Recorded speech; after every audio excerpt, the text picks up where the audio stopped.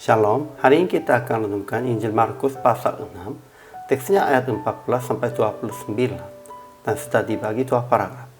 Paragraf yang pertama, ayat 14-16. Raja Herodes mendengar tentang Yesus dan berkata, "Dia Yohanes yang sudah kepenggal kepalanya dan yang bangkit lagi." Paragraf yang kedua, ayat 17-29.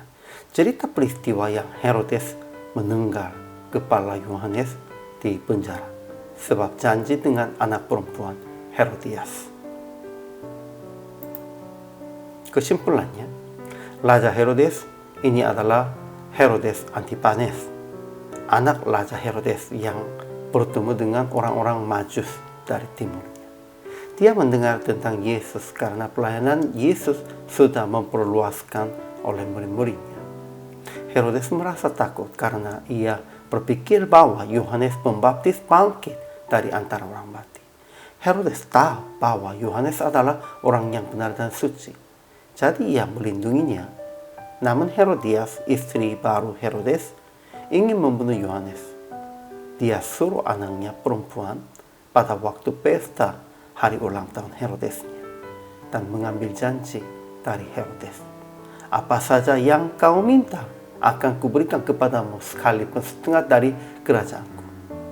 Ketika Herodes meminta kepala Yohanes Pembaptisnya, dan Yohanes dibunuh.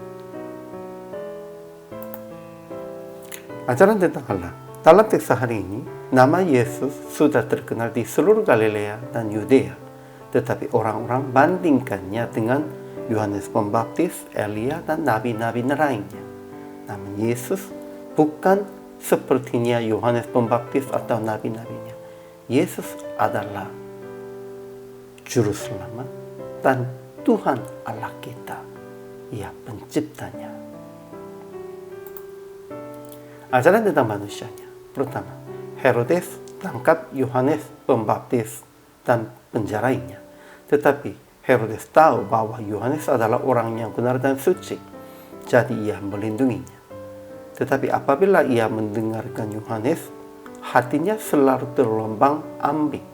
Namun ia merasa senang juga mendengarkan dia.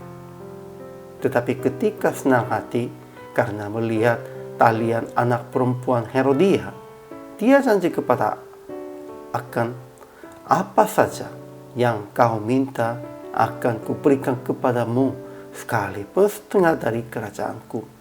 Dan anak itu meminta kepala Yohanes. Jadi Herodes memenggal kepala Yohanesnya. Kedua, Herodia menaruh dendam pada Yohanes dan bermaksud untuk membunuh dia karena Yohanes menegurnya Herodes dan Herodia yang berkawin, sekalipun Herodia adalah istri saudaranya Herodes.